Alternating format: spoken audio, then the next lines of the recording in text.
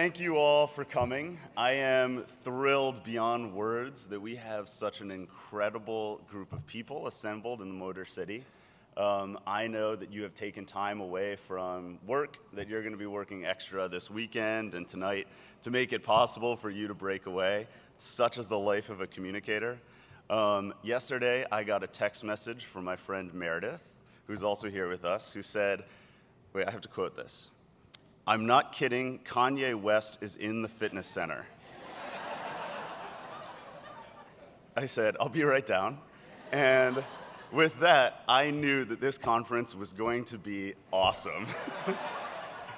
So, we're where Kanye is, so we're all sorted. But, I really want to take a moment to thank all of the session designers and the speakers and the sponsors and the organizers of this conference, because yours is the work and energy and ideas that are going to make it a success. So if you could, please stand up for a moment and just be recognized by your colleagues. Session designers, sponsors, speakers, come on, get up.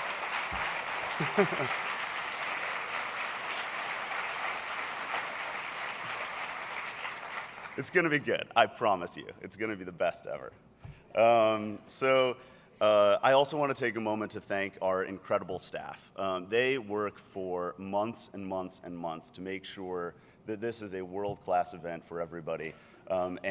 This is their 3 days. And so if they could, Maggie, Emma, Tristan, and of course, Sean, would you please stand up for a moment?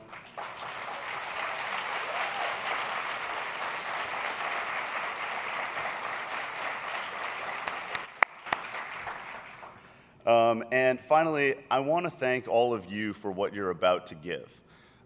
Yesterday, two people grabbed me over cocktails and said, I love this conference because it's a place that feels honest. It's a place that feels like I can say exactly what's on my mind, and I can speak to the actual anxieties that drive me. I can talk about my successes, and I can talk about my failures without judgment. Instead, you get some helpful tips, sometimes too many helpful tips.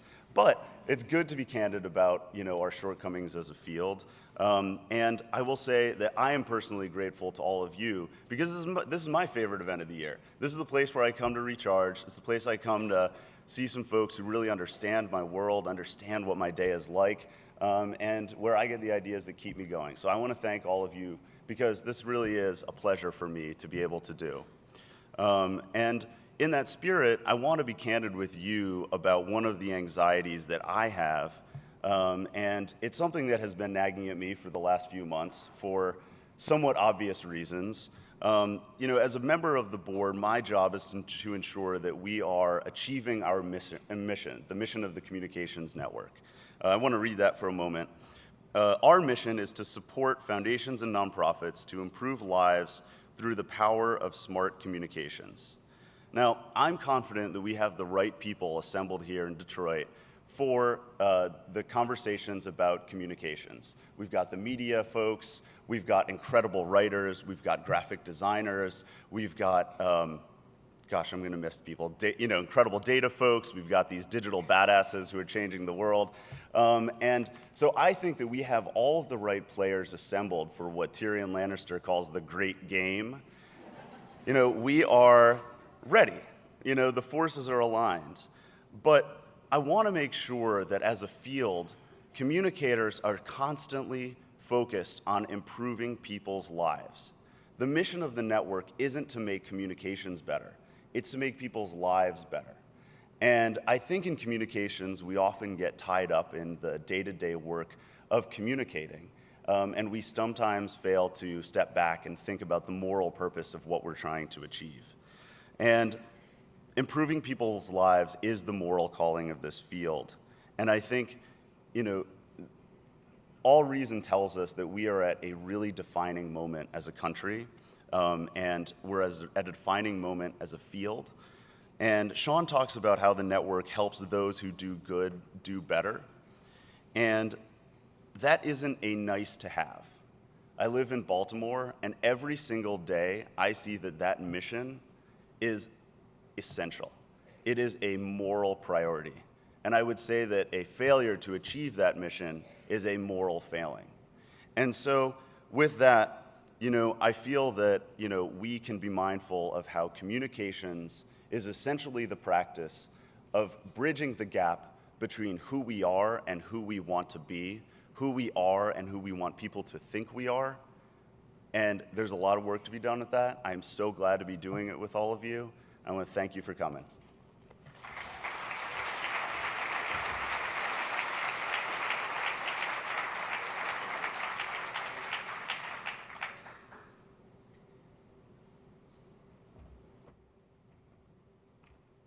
Good morning, everyone. My name is Danny Howe, and I serve as the Senior Director of Strategic Communications for Casey Family Programs.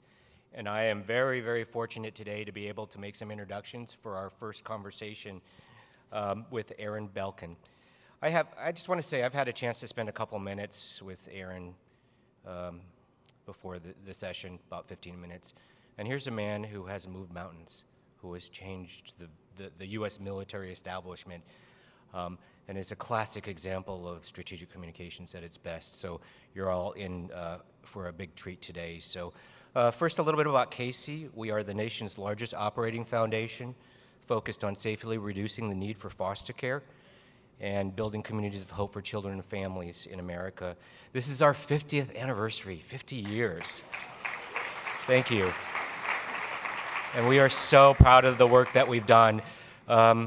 Founded 50 years ago by Jim Casey, that you probably know more for founding United Parcel Service. So we are in all 50 states, the District of Columbia, Puerto Rico, and we are committed to long-lasting improvements to children and families and where they live.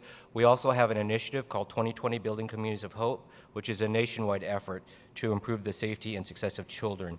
It's my honor to introduce two amazing individuals today, and I want to say that we've had a change in the program, and I still think that I'm going to be introducing two amazing individuals.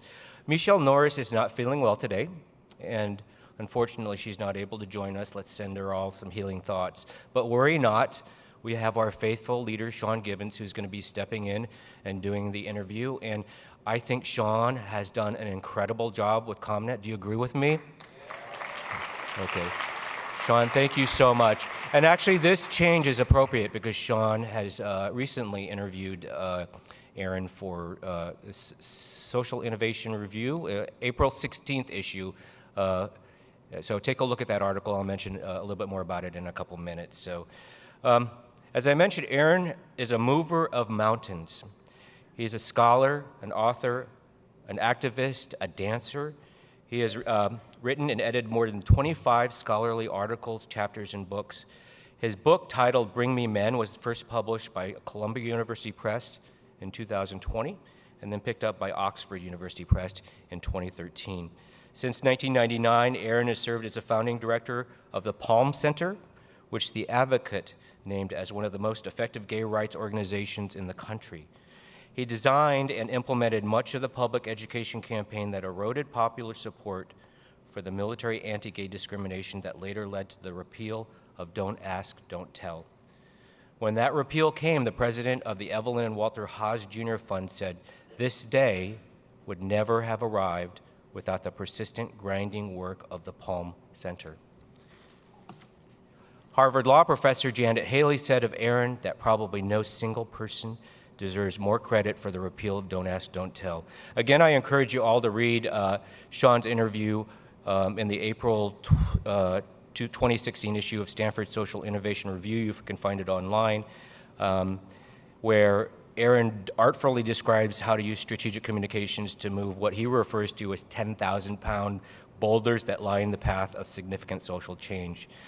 As Palm's director, Aaron has crafted a strategic model for using social science research to shape public opinion, a model that he describes in his 2011 ebook, How We Won. I would definitely check that out because it's been referred to by many as a best practices guide for civil rights fights going forward. So, and the model, we were chatting earlier, has not just worked once, it's worked several times, and recently there was a change in military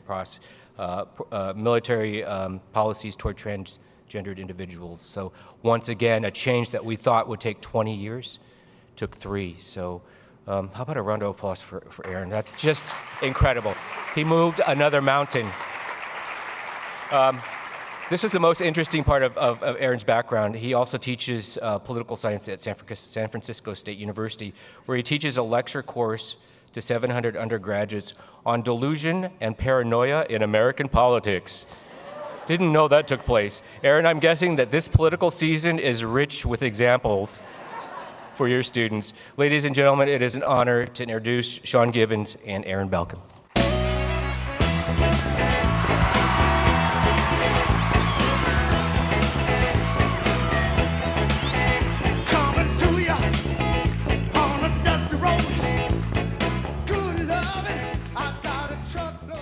Morning. That was kind of loud. Can you do a little bit better? Good morning. Good morning. That sounds more like Detroit. All right. Welcome to Detroit. Welcome to the D. How'd you guys do last night? I'm not going to make Aaron, this lovely man, wait for too long, but there's a couple things I need to do. I want to hear what he has to say as much as you do, but a couple announcements, a little bit of gratitude, and then we'll get to it. Does that work for you guys? All right, so first in the news department, this. This is a brand new comnetwork.org. Y'all been there yet? A year in the making. We did this with the good folks at Atlantic Media Strategies. Gene Ellen and Joan, are you out there somewhere? In the back, turn around, give it up for those guys. They donated their services to bring this to us. It's amazing. I'll tell you, the singular purpose we had behind making this was making the network more useful. I know the 3 days that we're together each year are extraordinary and amazing, but the aim here was to say it doesn't have to end there. You don't have to go it alone, and you don't have to just do it once a year. You can actually gather over the course of the other 360 days that we're not together. This is an incredible new thing that we have to offer you, but here's the quantum leap forward. If we can just go ahead. The new members community, and this is unfortunately only available to those of you who are members, which I know you all are. You can find out more about this. We've got a kiosk set up on the 3rd floor. I noticed the lovely young Danielle, who's with us, was a little lonely yesterday because you probably don't know what it is. So let me tell you really quickly. We tasked ourselves with this incredible objective. We wanted to help you find a needle in a haystack, okay? So in this thing, which is built and working right now, if you haven't been there, that's okay. You can do it today or tomorrow or over the next few weeks. You can find anybody in the network with the kind of precision we've never had before. So let's say you're going to meet somebody today or you met somebody last night and their name is Sean. You can go in there and all the Seans who are a member of the network will pop up. Or let's say you live in Connecticut or Michigan, right? And you want to find out who else in the network lives in Michigan. You can find them that way. Here's the incredible thing. We've already populated this with your name, your organization, and your title. So you're going to want to go in and make sure we got that right, because in some cases we probably didn't. But as with all things, if you give, you're going to get. We also have the ability to let you guys find people based on what you're good at. So if you're really good at strategy or speech writing or social media or whatever it may be, if you tell us that, everybody in the network will be able to find you. So eventually you might be able to say, I met somebody at the conference, their name is Eleanor, they're good at social media, and I think they live in Massachusetts. And maybe there's 6 Eleanors, but they'll all pop up in here. You'll be able to find people with incredible precision. As I said, the needle in the haystack is now at your fingertips. The really cool thing, and I won't go on too much more about this because you're basically going to have to explore this for yourselves or get some help. We'll have some webinars and we have that kiosk upstairs. You can also have discussions. So let's say you're really interested in brand. Well, you can now, unlike our listserv, you can now actually go in and have discussions about brand. They're threaded, they're archived. Or let's say you're about to develop a new social media policy for your organization and you want to virtually workshop it. You can upload the file and invite people to come in and have comments and give you some feedback, or they can share theirs that you can use as a model. It's basically Facebook for the communications geeks that we all are. It's really, really incredible and really powerful. But it's not going to work unless you guys decide to give it a go. So I'm so grateful to the folks at AMS, and actually this piece of it was built by the good folks at Candoris. They're in the lab. So please go ahead and give that a go. So now I'm just going to do a little bit of level setting so everybody knows how to get around. The good news is you all made your way in here, so I think we're kind of ahead of the game. But to make your way around the conference today, you can go to comnet16.org, that's the website. You can go to the app. How many of you have the app, by the way? Who doesn't have the app? Maybe that's the better question. And what's wrong with you? I'm just kidding. I'll help you get it if you need it. You have the app. You have the program, which we gave you when you checked in. It's a little blue book. It's beautiful. It was made by our friends at Fenton. And then they took mine away, but let's see. Who am I going to pick on? Lamont. You stand up for a quick second? You hold up your badge, please, sir. Turn around, everybody, so they can see it. The lovely Lamont is showing you his badge.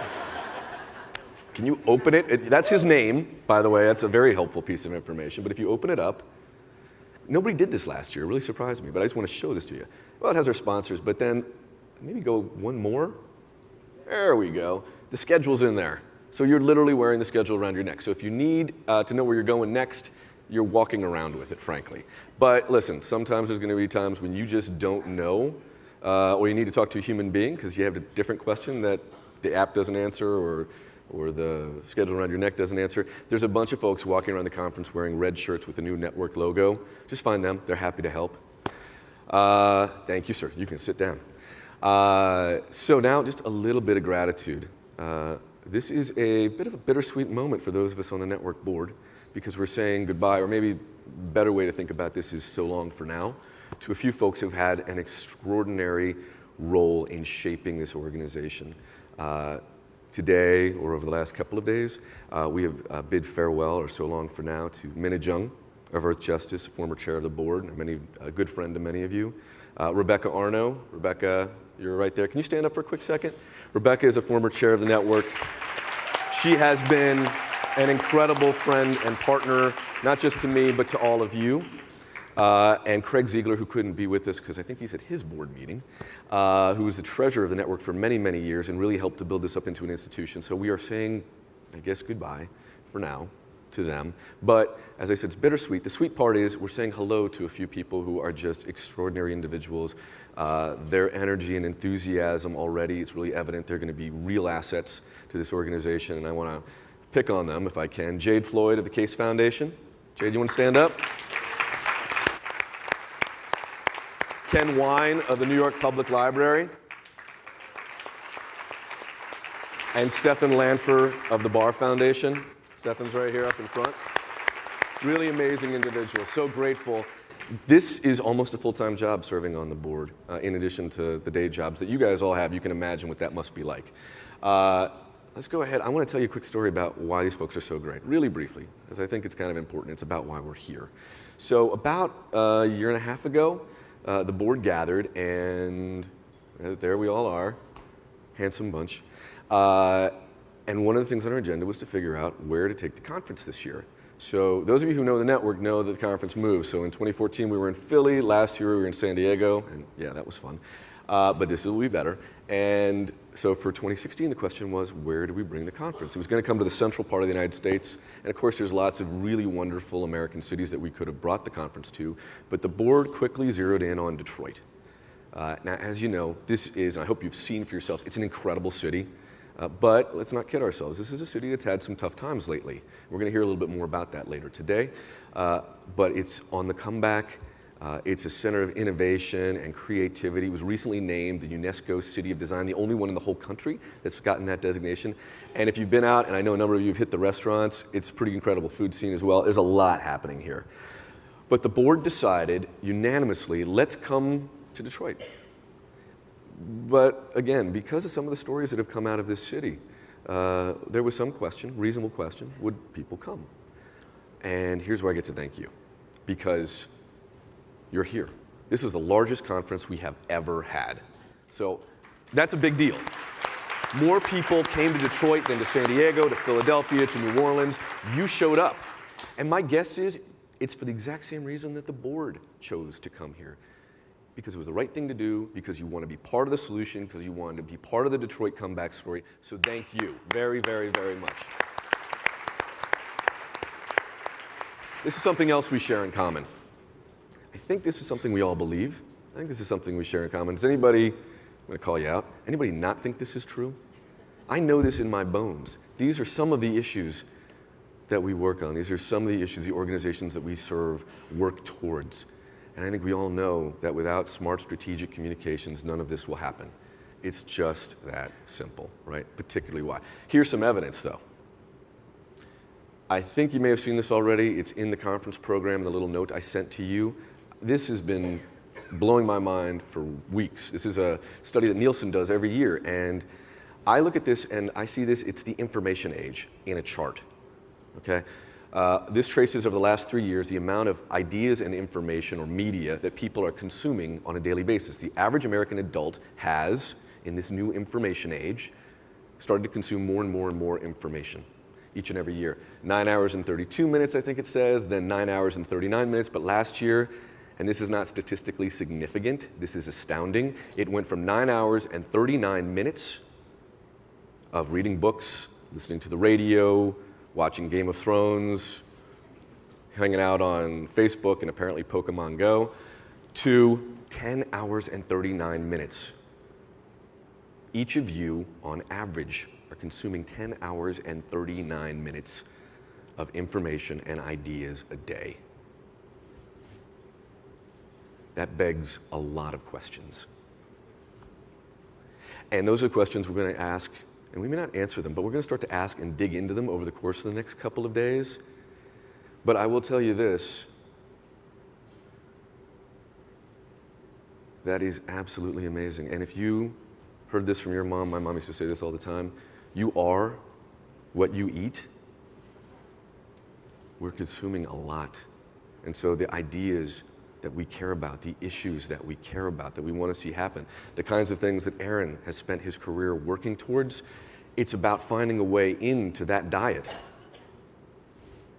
And that's an enormous challenge. An enormous, enormous challenge. That is a boulder that you're going to need to push up the hill, the boulder that's in the road that Aaron talks about. So we're going to get to this in one quick second. I do want to acknowledge, just as my friend Andrew said, it's not an opportunity, it's a necessity, but I want to acknowledge one individual. I didn't see him walk in, but I think you're here. Dr. Jones, are you with us? There you are, sir. If you were with us in San Diego, I'm going to run off stage real quick. If you were with us in San Diego, sir, this is Dr. Clarence B. Jones. You know who this is, but I know a number of you weren't. This gentleman was the counsel and draft speechwriter for Dr. Martin Luther King. He took the letter from the Birmingham jail out of the Birmingham jail.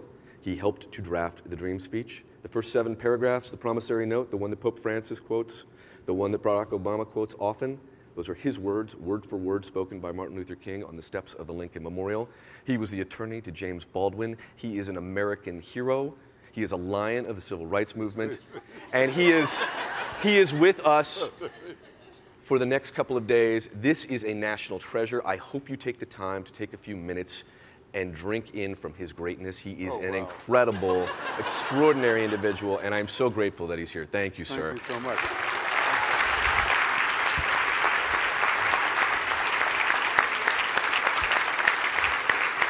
So why don't we get to it, because I've been rudely making Aaron wait here quietly. How you doing?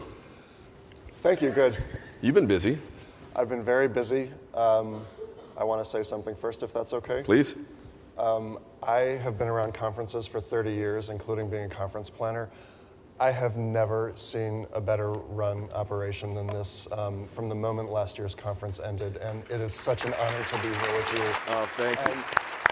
Seriously, and to learn from the people who are here, so thank you. My pleasure. I got to tell you, it's these guys, and Maggie and Tristan and Emma. So big thanks to them. Why don't we start? Is the mic still going? Yeah. Why don't we go ahead and start with the past? So 1992, Bill Clinton is running for president. He makes a promise. Do you want to take us back and sort of just dial everybody into the history? Sure.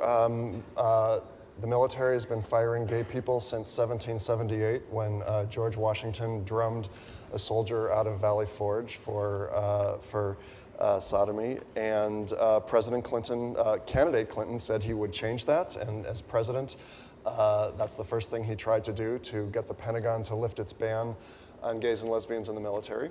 And he failed. And an overwhelming coalition formed against him and managed to pass a law in Congress called Don't Ask, Don't Tell that required the military to fire anyone who was discovered to be gay. So that was the problem. This was 1993? It was literally right out of the gate when his presidency started, when he came into office in January 93, and then the regulations and laws get put in place at the end of 93 and the beginning of 94. Gotcha. And to justify this policy of don't ask, don't tell, which was considered or sold as a political compromise, the Rand Corporation came in. Tell me a little bit about what their role was. They're a think tank based in Los Angeles, does a lot of work around the world, some really great work, but in this case.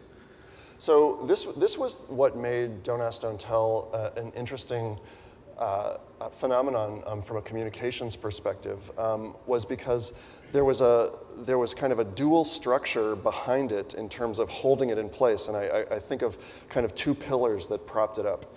So the real reason for discrimination was that the generals and admirals didn't like gay people, and you can call that intolerance or homophobia or whatever you want, but and there's lots of evidence to show that that was the case. But even though it was still a homophobic era in American culture, it would not have been permissible for the generals and admirals to go to Congress and say, we can't allow gays and lesbians to serve in the military because we don't like them. And so they made up a phony rhetoric.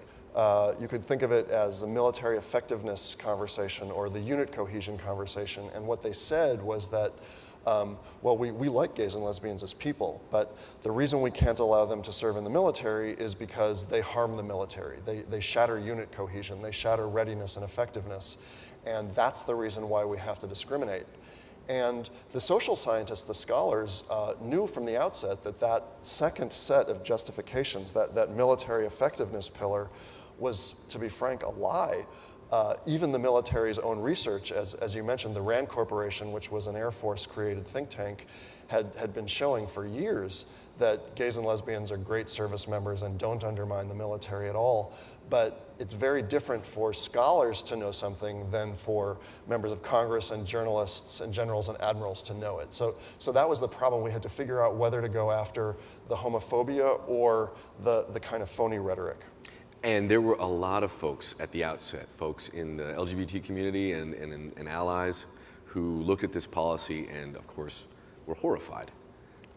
But many people had a different, I mean, maybe if you could, just explain sort of what were some of the different strategies were brought to bear, and you did something quite different, and if you can explain what that was. Yeah, and I should say communications was only one piece of the strategic puzzle, and so the repeal required groups to work on litigation and lobbying and grassroots organizing. So we're just talking about the public education piece. But from the point of view of communications, the groups were following George Lakoff's advice, even though it was before George Lakoff had written Don't Think Like an Elephant. And the community, the LGBT community, had come up with its own frame, because we didn't like the military's frame about gays and lesbians hurt the military. So we decided, the groups decided to use a fairness frame and a democracy frame, and their argument was that Don't Ask, Don't Tell compromised American citizenship and integrity and fairness. And that didn't work? I came onto the scene and I thought that was a strategy that was bound to fail. And perhaps the best illustration of that is when Barry Winchell was beaten to death with a baseball bat. Do you want to just explain this? Many people probably don't remember this story. Yeah, this was a gay soldier who was beaten to death with a baseball bat at Fort Campbell, Kentucky, and there was 2 weeks of above-the-fold New York Times coverage of this. And towards the end of this conversation, the former commandant of the Marine Corps published an op-ed in the New York Times, and he said, really sorry about the beating to death with a baseball bat. We get that discrimination is unfair, but as sad as it is to be unfair and undemocratic, the lives of our troops are more important than fairness, and because gays and lesbians undermine unit cohesion, we have to keep discrimination, don't ask, don't tell in place. In other words, the unit cohesion rationale, the military effectiveness set of arguments, the phony rhetoric, I'll refer to them as lies, the phony rhetoric was used as a bludgeon to keep the LGBT community in its place, and it would that rhetoric would always trump rhetoric about no pun intended. I will not mention the presidential campaign in this in the conversation unless so called on. But that set of rhetoric, of discourses, was always going to win out over the democracy argument, even though it was phony. So to my mind, getting rid of that military effectiveness argument in the minds of opinion leaders and the public was a necessary step for all the other strategies to work. Now, how did you get there? Because obviously, almost everyone else in the community is moving in this direction of fairness and equality, and yet you saw things quite differently. How? Well, it took 10 years. That's definitely worth noting. We're going to get to that. Playing the long game was critical. But how? What at that moment did you say, everyone else is going in this direction, I think this is completely wrong-headed, mistaken? Well, the first thing we did, and this was actually with a little bit of guidance from Stuart Burton, who's here in the audience today, was published an op-ed in the New York Times in response to that op-ed that the former Commandant of the Marine Corps had published. And we got a former Reagan and former Clinton official to sign the op-ed, and the op-ed just went through all the research that showed that no, actually, gays and lesbians help the military. It's discrimination that hurts the military. And as soon as that op-ed was published, foundation officers responded immediately and started sending checks, and other activists started to take note, and they saw, wow, like the New York Times editorial page is buying into this refutation of the unit cohesion rationale. Maybe there's an opportunity to start having that conversation with the public, the phony conversation, and to get away from this fairness frame. You just said something really important. This was a research-based argument. Talk about where you found the research and how you used it, because it's not a matter of simply throwing some numbers up on the op-ed page of the New York Times and voila.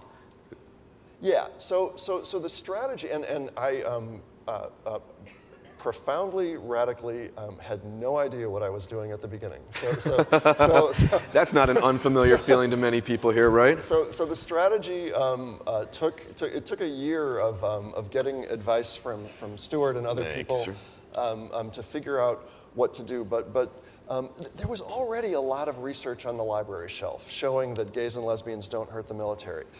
And that research didn't matter because no one was reading it.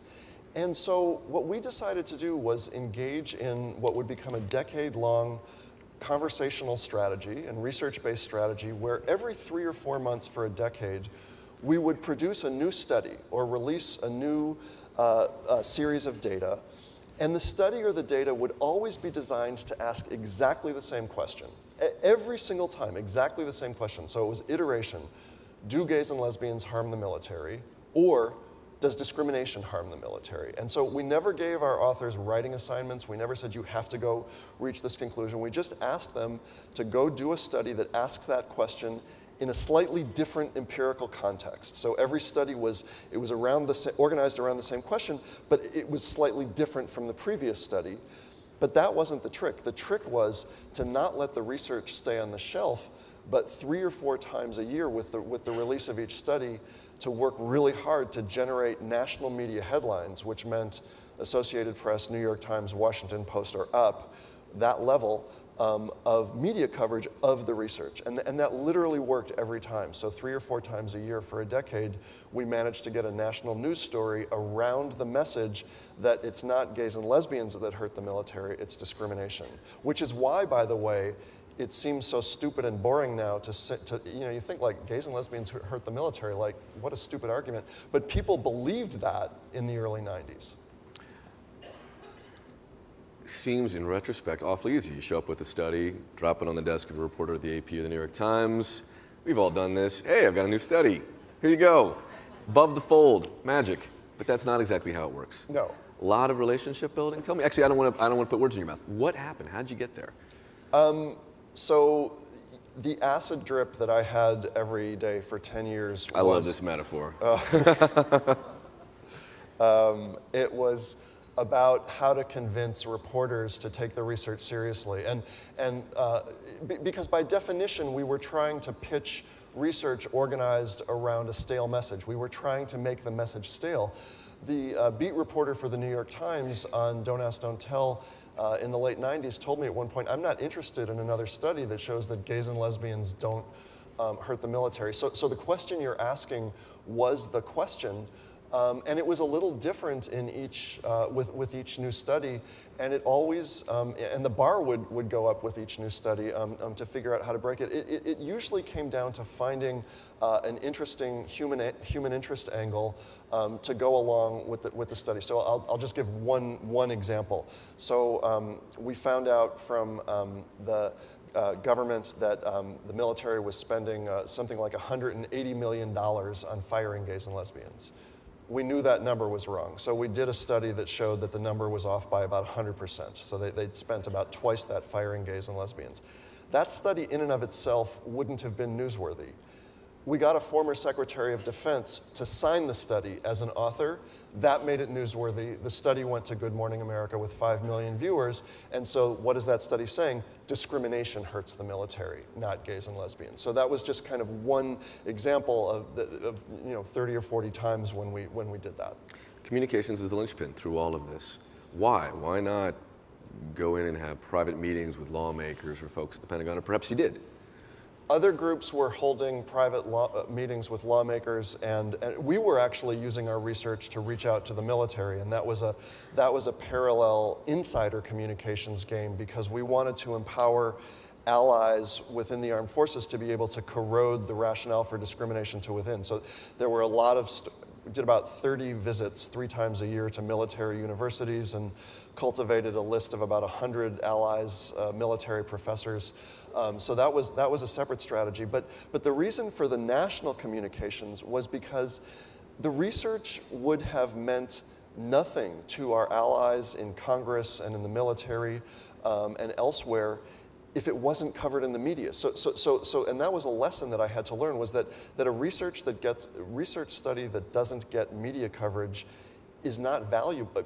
99 times out of 100 is not valuable in Washington. And so it only kind of has a truth status, if you will. That study only has a truth status and becomes useful as an arrow in a quiver if it gets media coverage. But the problem, and sorry, please. Just to elaborate, is that you think about the thousands of studies that are published every day. The vast majority get 0 media coverage, right? So there's a tremendous, the phenomenon of literature loss is immediate and massive, and that's the current we were swimming against. So we were one of the weird, rare research organizations that was spending most of its money on communications, not research. And yet, it didn't happen overnight. 10 years. Or more. It was an iteration strategy. The logic was that if you, and this was something I learned from communications experts, it's not something I was trained as an academic, but that if you saw one Honda commercial during your life, that when you go to buy a car, you'd have 0 chance of buying a Honda, of course. Mm-hmm. And so it's only through that steady drip of messaging that minds change. And so, and I think a lot of think tanks and NGOs make what I see as a mistake of, and I get that it's very boring to study one thing again and again and again, but they do an incredible study, and sometimes doing one study does have an effect on changing minds, but most of the time they do a study and then they move on. And our strategy at the Palm Center was premised on the assumption that we're going to have to repeat our message in the media again and again and again and again in order to get traction and in order to suck the oxygen out of that argument. During the end game, when President Obama held the final debates on Don't Ask, Don't Tell, some people were still making the argument that gays and lesbians hurt the military, but they were laughed at. I mean, The Daily Show would do segments mocking them. We'd had 10 years of messaging, Arabic linguists fired for being gay in the midst of a dire shortage of Arabic language translators. So 10 years of messaging like that sucked the oxygen, or actually not just Arabic linguists fired, new study shows that Arabic linguists were fired for, so that's what sucked the oxygen out of the argument. 2011, President Obama yes. finally repeals Don't Ask, Don't Tell. Barely. Talk to me about the months leading up to that, because it was barely. We almost lost, and this was just a reminder to me and everyone in the movement that communications is essential and necessary, but without the other strategies, litigation and lobbying and grassroots organizing, street theater even, the public education wouldn't have worked, so it wouldn't have been sufficient. So the other groups had to come in at that point and work their magic. So I'm going to open it up for questions in a quick minute so that we can all have a conversation with Aaron about this, because I'm guessing you have some wonderful questions to ask. Tristan is going to be walking around, and I think Maggie as well, with microphones. If you would, please wait till they actually get to you to take the mic, then give your name and tell folks who you're with. How did you feel on the day that this finally came to pass, personally? Obviously, I don't. What was that like? I started crying on CNN. That's how I felt. I couldn't. I was out of body. It was numbing. I was joyous. I was sad because I knew I was about to lose the issue that had given me meaning for 10 years. It's a good problem to have, but it is a problem. So it was an emotional overload. Okay, now let's just back in time. So the good news is it has been repealed, but surely you encountered some obstacles along the way. It wasn't just that slow drip. Sometimes the drip didn't work. Talk about what those might have been. Where did you run into problems? So the strategy did work. Literally every messaging campaign that we planned did get traction at the national level. So but the problems were, so the strategy worked. The problems were within each messaging campaign. We would sometimes bring something to reporters that we'd worked on for 2 years, and they would say, forget about it. And since our universe of media outlets was so narrow, it was hard to figure out how to retool and make that product, if you will, newsworthy to someone else. Just one example. Please. We spent 2 years and $100,000 in staff time, personally, not me, but staff, reaching out to 4,000 retired generals and admirals, and got 104 of them to sign a statement calling for the end of the end of Don't Ask, Don't Tell, because discrimination hurts the military. And we couldn't get anyone to break that. The New York Times wasn't interested. Pentagon AP wasn't interested, and so that was an example. My good friend Andy Burness, who's out here somewhere, reminds me every time I see him, as I think we all probably need to remember, that relationships matter. A big piece of the communication strategy, as I understand it from our conversations, is not just that the New York Times was there to cover the news, but that there were relationships that had been cultivated over time.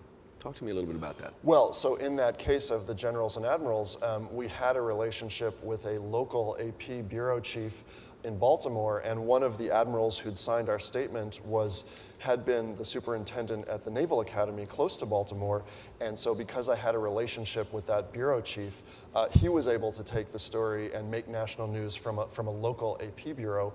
But the relationships were not just on the well, I guess that's the front end, but it was of course the back end relationships with scholars around the world who were willing to do work for a very low rate of pay because they just wanted to pursue social justice, and also with people in the military who were willing to take the research and use the research to reach out to their own colleagues inside the Pentagon. And was that easy to do, to find these folks and to build relationships with them? I mean, just pick up the phone and say, hey, it's Aaron. Want to chat? Especially with the military, it took. It was almost like a one person at a time method. You're building a network. Well, yeah, because my staff sent letters to the superintendents of dozens of military universities asking for invitations. This was in the very beginning to come give a speech on gays in the military, and only one person responded, and they said, forget it. And so it took meeting a military professor from West Point at a conference and then saying, could I come to West Point just to tour campus? And he said yes. And then next year, could I come back and deliver a lecture? He said yes. And then the next year, could you call your friend at Air Force Academy and have them invite me? And he said yes. And then, things started to amplify faster, but it really was one person at a time. If you can summarize this, what's the one key strategy you think that's missing from, I'm going to take this out into the room a little bit. What's the one key strategy that's missing from most foundation and NGO communications? That's a really tough question, but my sense is that no disrespect. Are you guys cool? He's about to go there.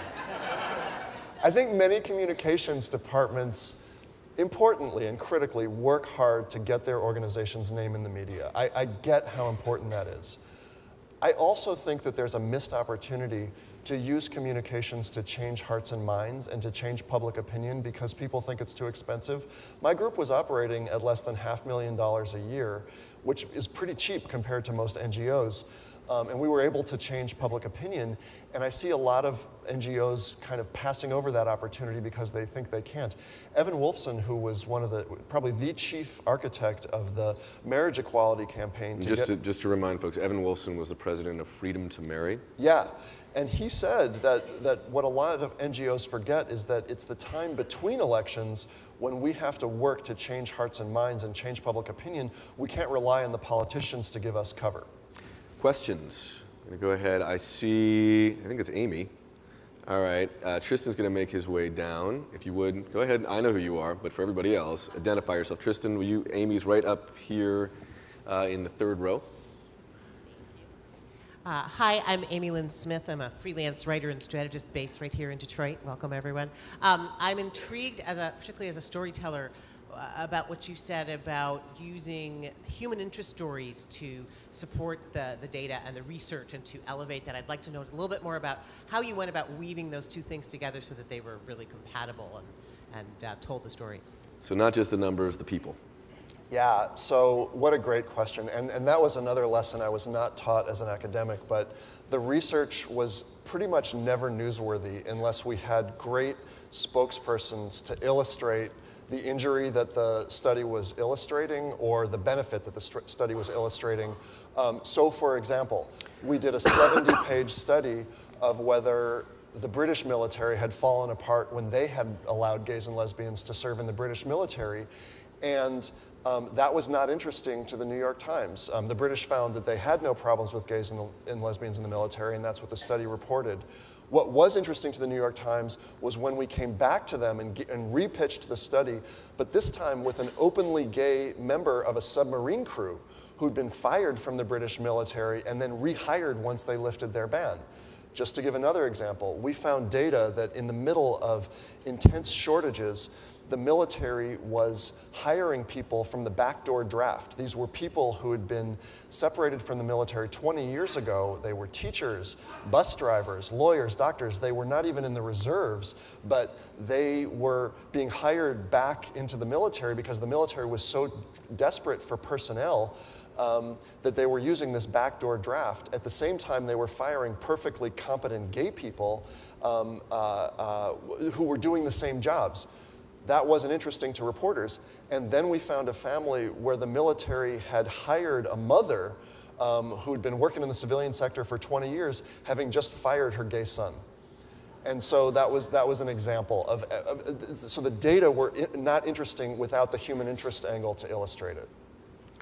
So you and I have chatted, and you have a bit of a beef with George Lakoff. I think a few other folks in the room might as well. Want to explain that? I should probably do that a little bit more. I should be a little more eloquent about this. George Lakoff has a model that's all about framing. You see things slightly differently. You want to explain where you're coming from? Well, George Lakoff, who is smarter than I am and you know, far more accomplished, and I deeply respect his work, but his advice to progressives was that we as progressives, and I'll say we because I'm a knee-jerk liberal, but he said that we need to get better at framing. And what he said, so he gives the example of a bill that is designed to pollute the air and give hand out benefits to coal companies, and the Republicans package that bill as the Clear Skies Initiative, and once they do that, the Democrats are on the defensive and they've lost. And he says that you always have to use your own frame, because once you start buying into the other person's frame, then you've lost the messaging war. And at least in the narrow context of gays and lesbians in the military and also transgender military service, we thought it was important to actually use the frame that the other side was using in order to justify bad policy, but to flip that frame on its head. So we thought it was important not to try to use slick packaging or try to come up with some new way to talk about the situation, but just to tell the truth. Just look at the data and tell the truth and show that gays and lesbians don't hurt the military and transgender troops don't either, and use the truth rather than slick packaging to try to convey, to do public education and to change hearts and minds. Other questions out there? I see someone right next to Tristan. I'll move to the other side of the room in a second, but if you would, go ahead. Your name and where you're from, and then when you're done with your question, hand the mic back to Tristan, please. Great. Hi, I'm Kitty Julian from the Pittsburgh Foundation.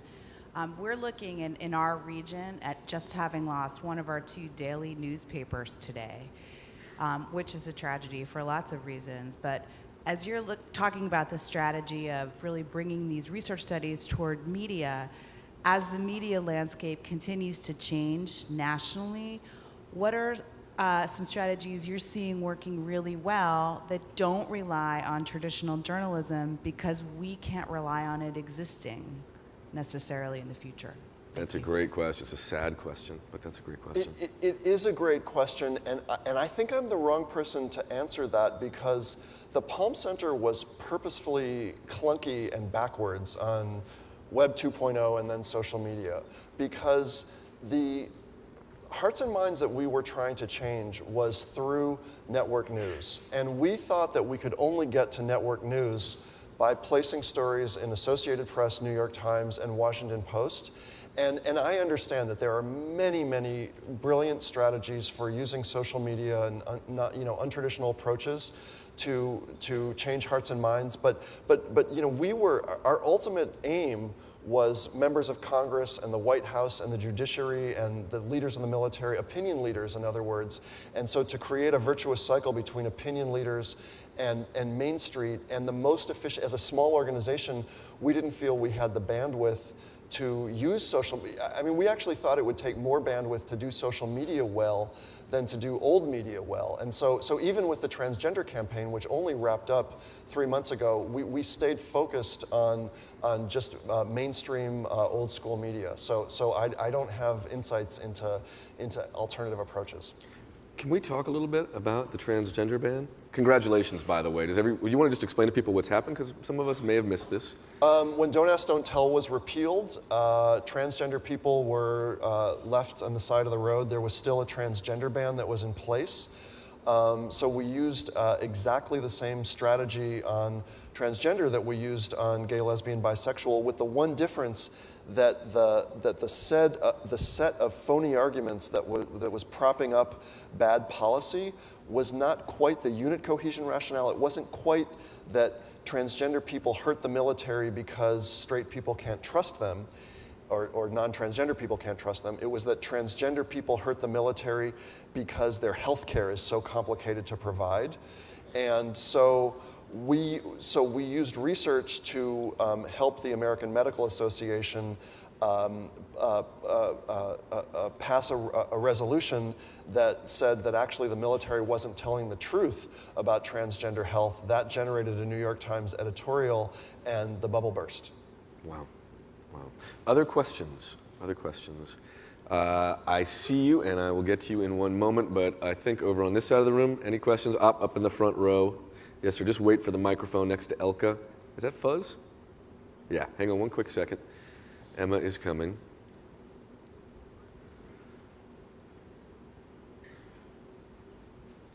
Hi, my name is Leandro. I'm a political scientist, and me and my business partner, we run an advocacy firm in Brazil.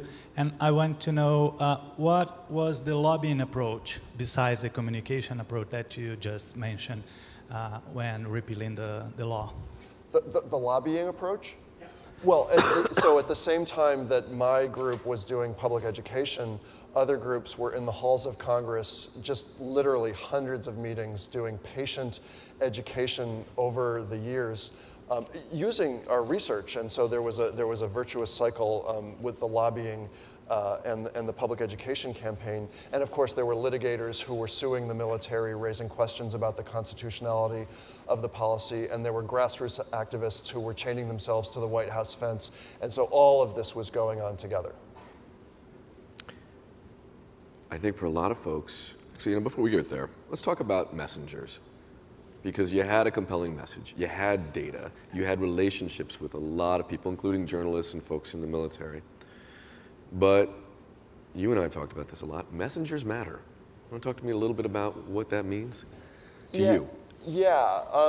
So one very painful lesson to learn was that the Palm Center and I personally were the worst messengers for our own message. And we literally had just opened our doors. We hadn't done anything. We hadn't even released not a study, not even a piece of paper, when the leading expert in favor of Don't Ask, Don't Tell referred to us as a group of homosexual activists.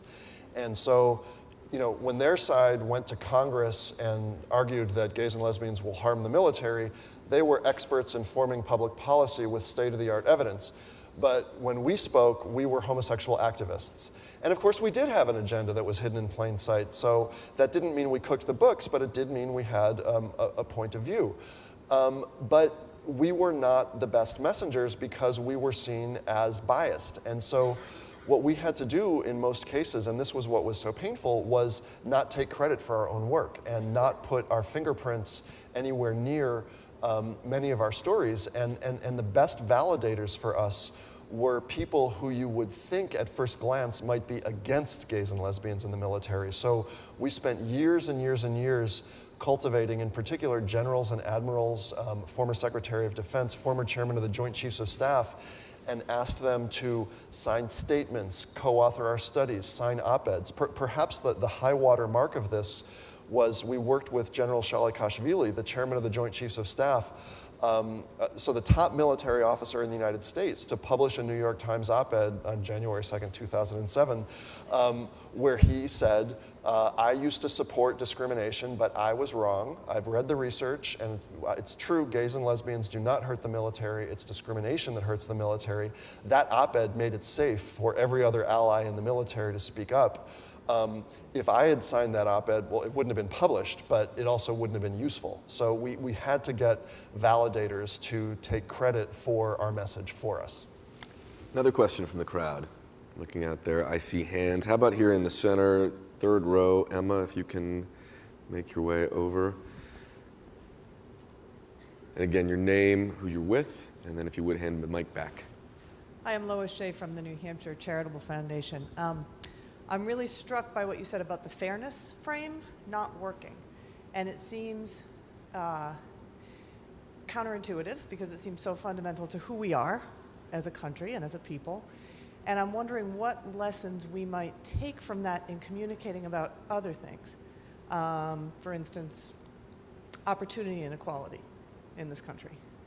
That's a great question, because that's where we were going to go next. Thank you. These are brilliant questions. Yeah, and just on the fairness frame, Admiral Mullen, who was the chairman of the Joint Chiefs of Staff when Don't Ask, Don't Tell was repealed, used the fairness frame and the integrity frame, and his messaging was it compromises military integrity to force people to lie. So he was able to get away with that frame as the chairman of the Joint Chiefs of Staff. I don't think he could have gotten away with that frame if the community hadn't made it safe to use that frame with 10 years of messaging that gays and lesbians don't hurt the military, because his own generals and admirals then would have had a weapon to use against him. He actually, I did an event with Admiral Mullen after Don't Ask, Don't Tell repeal we're just kind of asking him to explain his role when he was gracious enough to do the event.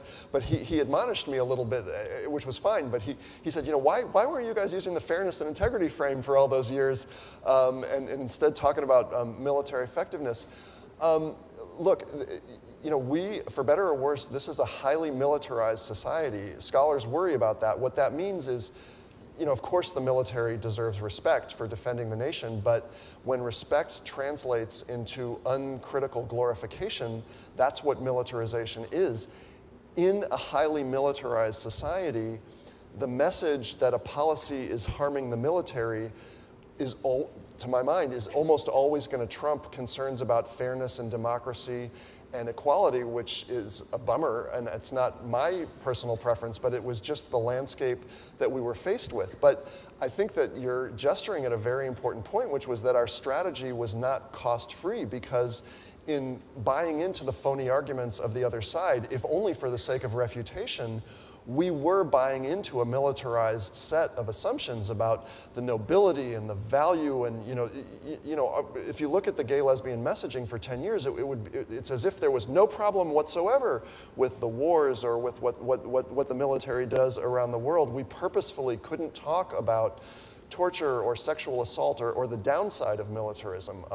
And a lot of communities, minority communities, have made the same choice. So in terms of lessons for other moments and opportunities, I have to be very careful, very humble about this, because my experience is only in the context of 2 issue campaigns, gays and lesbians in the military and transgender military service. But what I can do is underscore that our messaging was not cost-free, and it was not perfect messaging, but we made the strategic choice to use that messaging because I did, because I didn't see another path to getting to repeal. And my concern was not, I was very concerned about gay and lesbian troops who were being fired, but my bigger concern was that Don't Ask, Don't Tell was so dangerous for American citizenship. To have the government firing people on the basis of who we are is a very, very dangerous precedent for citizenship. And in order to get rid of that, we had to use imperfect messaging. Another question. Here in the center, about 3 or 4 rows back, Tristan's coming with the microphone right now. Thanks. Hi, George Perloff Consulting from Brussels. Hi. Thank you so much. Great work. I guess in a lot of ways it's great to hear this story again, and it feels, and I'm saying story because 2010, 11 feels like ancient history now in a lot of ways, and so much has happened since then in terms of the LGBT movement with marriage, et cetera, so much more to go in terms of what's happening at the state level and still transgender rights and things like that.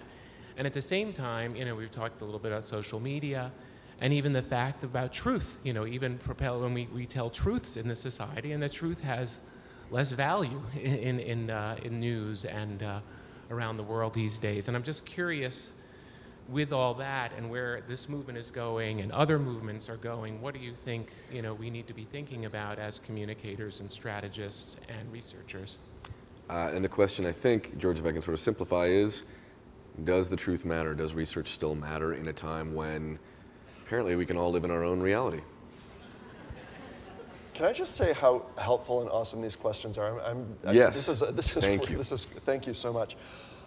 I don't believe that the truth doesn't matter anymore, but I do believe that social justice organizations have fallen asleep at the wheel a little bit in not doing enough to use communications and public education in long game strategies to contest the culture of nonsense that inflects so much of our political discourse. And I'll just give one.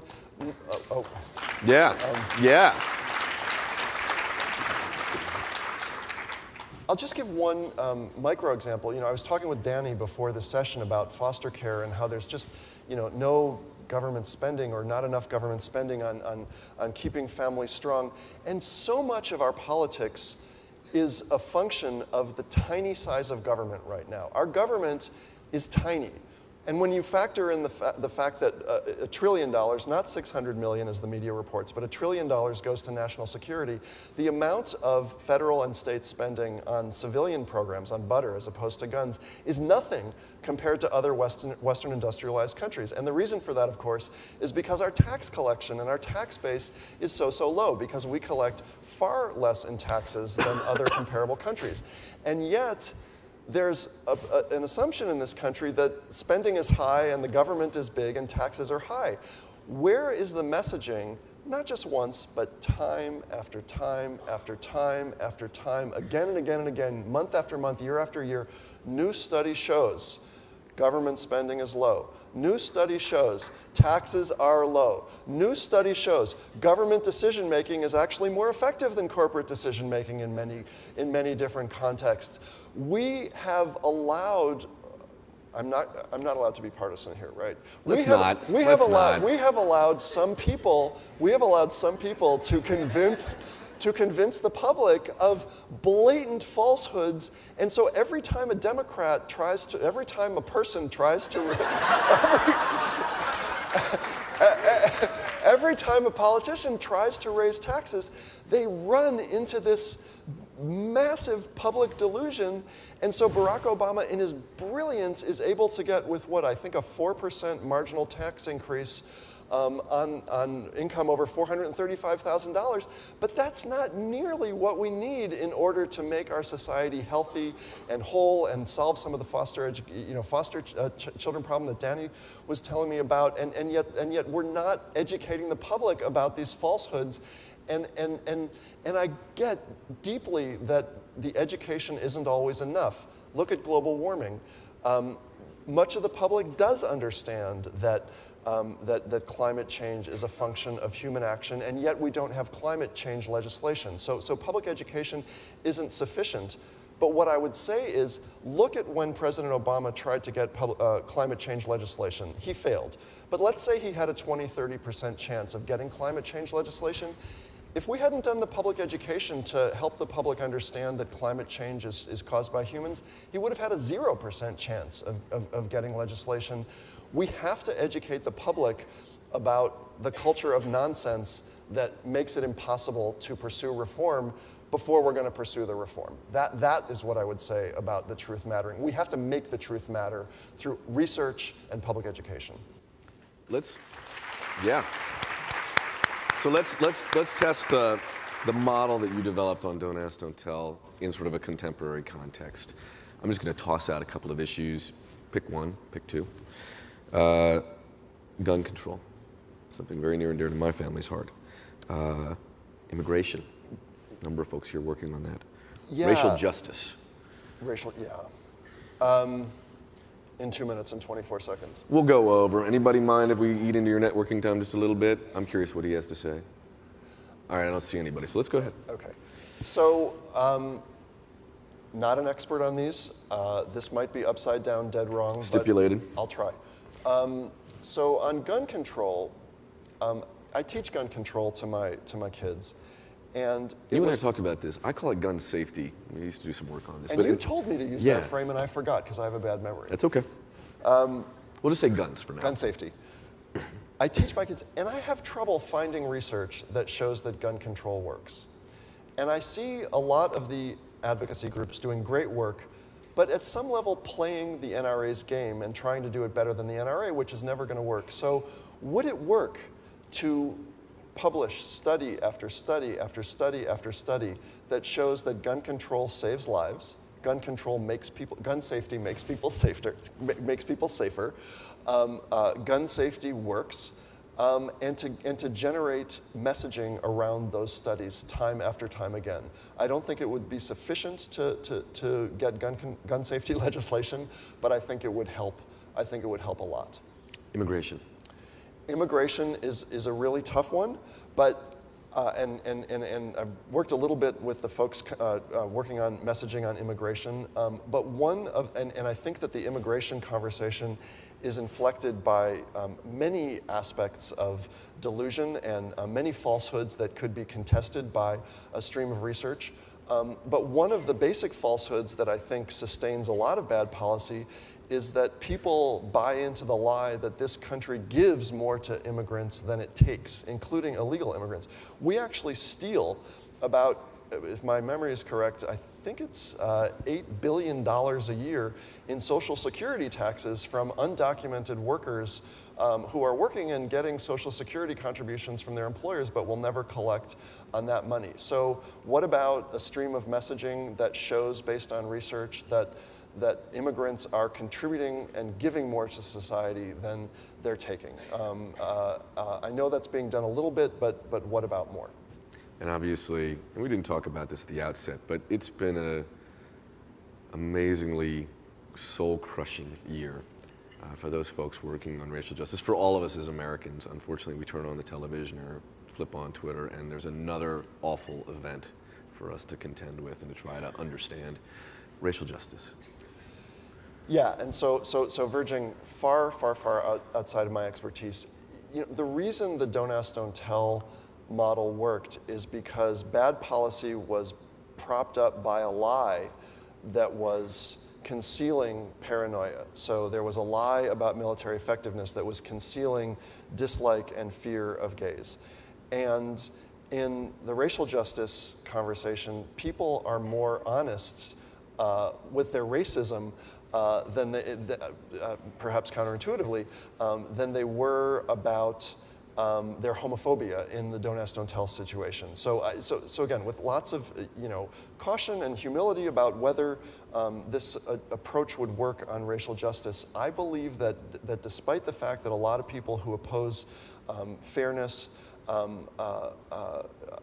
willing to be honest about their racism, I believe that it would be helpful if we had a string of research again and again and again and again with public messaging around Michelle Alexander's point that we live in Jim Crow, that this is Jim Crow, that when we tell ourselves we're in a democracy, that's just not true, because Jim Crow is alive and well. The laws that articulate it are slightly less explicitly about racial injustice, but they nonetheless have the effect that Michelle Alexander says they do, and I don't think the public gets that enough. I think we have to leave it there. Thank you all so much. We have a lot more ahead. I want to thank Aaron.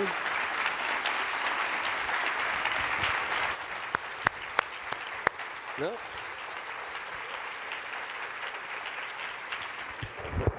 Thank you. I think you now, if you didn't before, understand that this man is an American hero, and I am so grateful that you were here with us today.